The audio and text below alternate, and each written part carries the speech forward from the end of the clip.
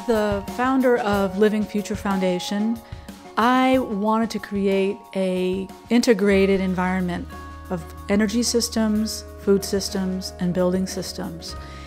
And so I met with Ben Falk from Whole Systems Design, and it was clear that the fit was just right for him to design the master plan for the Perennial food system.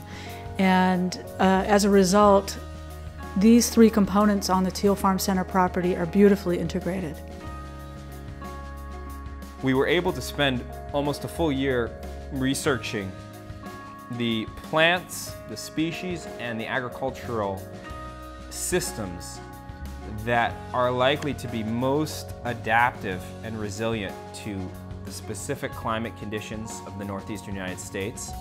So we were able to pull back for almost a full year and ask the question, what is an adaptive, high-performing farm ecosystem in the face of climate change and peak oil?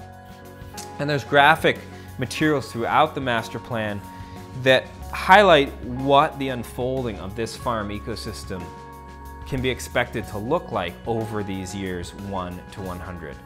Kind of a choose your own adventure manual for whoever might be stewards of this farm in the future. It can go in various directions, but the value of the infrastructure, the springboard of this ecosystem is laid out.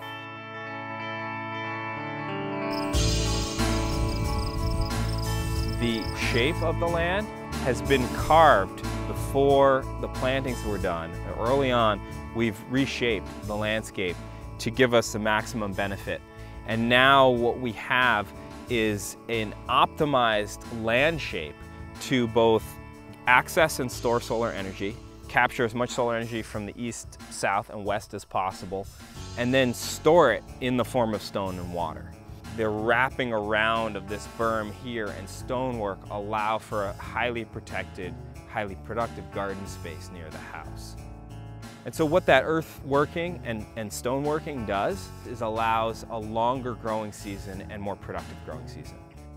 We get the benefits of being up in the mountains, but the advantages of an optimized microclimate that behaves more like a warmer, more productive site further down in the large valley.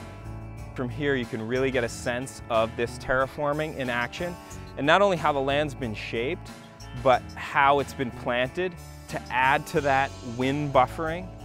The wind all comes out of the mountains here, and this gives us protection into this area in a big way in the yard.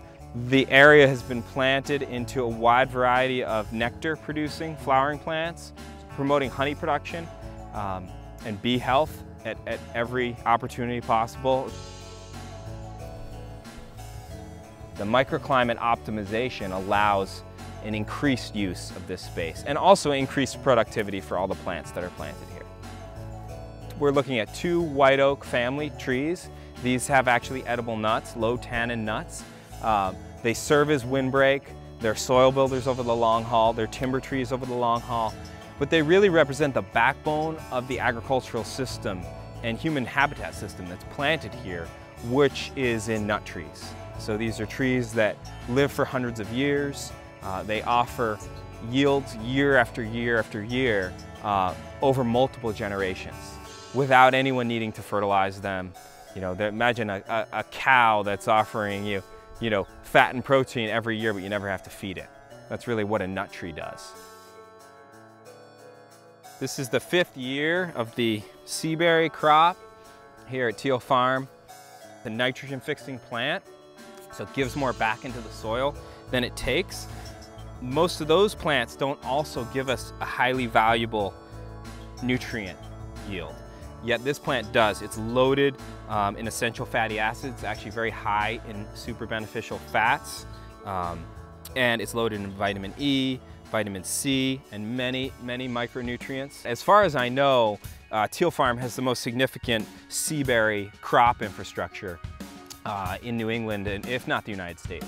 Both culinary and medicinal possibilities exist for this potent food medicine. The seaberry has become one of our favorite crops here at the farm, and we think holds some of the most promise for further development and growth in this particular area.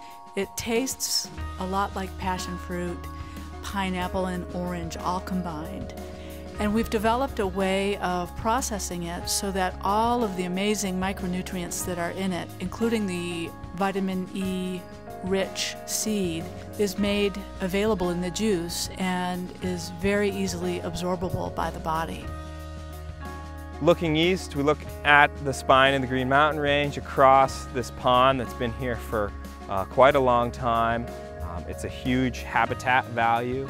It's beautiful in the morning light. The way the sun comes up over the mountains and actually bounces across the pond helps with the plant productivity in this area on this east-facing slope. Blueberry, sea berry, buffalo berry. This is all essentially a small-scale berry farm terraced up this east-facing slope. Here's a great example of multifunctional edible landscaping using vertical space intensively. This is all hardy kiwi. This house is essentially a kiwi arbor. We have this fantastic food called the hardy kiwi, which is actually really better than the fuzzy kiwi from New Zealand that grows in these climates if you give it a nice home. And so all of this is growing up really well done stainless steel hardware arbor built onto the building in a way that will last for a very long time. So there's a major kiwi yield here that's just starting to bear this year its first fruits and will bear here for decades. Schisandra berry was planted here about 5 years ago. We planted this, and it's a fantastic example of a super nutrient dense fruit that bears decade upon decade. This is one of the select few fruits in the Chinese pharmacopoeia that has all of the flavors that food represents embodied in one fruit. Here we're on the West Terraces among the rows of successional windbreaks of poplar and nut pine. Looking back east, we planted these trees 5 years ago, and they're really taking their own now. They're 40 feet tall. They're starting to form the backbone of this windbreak, building soil, mulched in place to form a thick hedge that then the nut pines will take over from that state into being an edible, multifunctional windbreak. So there's a larger agroforestry system here that these are part of, that the bones of which are now in place. The long-term part is in place. By terracing this area that was formerly a slope, now the water, the precious water that lands on this site, has to slow down, spread out, and actually sink. So we're getting percolation where before there was just runoff, mostly runoff. So that gives us drought proofing, and it gives us nutrients that we would otherwise lose because water contains so many nutrients. There's an assortment of a few dozen heirloom variety apples that are planted all in this upper area. They represent, the heirloom orchard here represents significant apple diversity. There's a quince in the upper orchards at Teal Farm. They will bear for many years to come as well. They represent, some of the minor fruits, of which there's a couple dozen varieties that we've planted here at Teal Farm.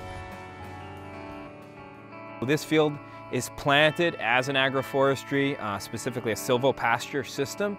So it's planted as a woodland. So these trees are intentional. They're not weeds in the field. They're actually planted for their soil building value, for shade, which all livestock need in this climate to really thrive, as windbreak, and also especially as a nutrient-rich fodder for the livestock that would be in these fields. This master plan is really a resource for many systems that aren't even yet established, but can be established according to the specific goals. Whoever takes this on as a project there's still plenty of room for them to apply their own creativity and their own vision onto this landscape to extend the infrastructure and work that's already been established and is now growing. The remarkable thing about what's been accomplished here, and what I'm most pleased about, is the immense variety of species that are now thriving at this site. Over 200 species and over 2,000 total plants in the system. Because of the thoroughness and visionary nature of the design, there is a wealth of perennial food and fuel plants here to learn from. and to propagate far into the future.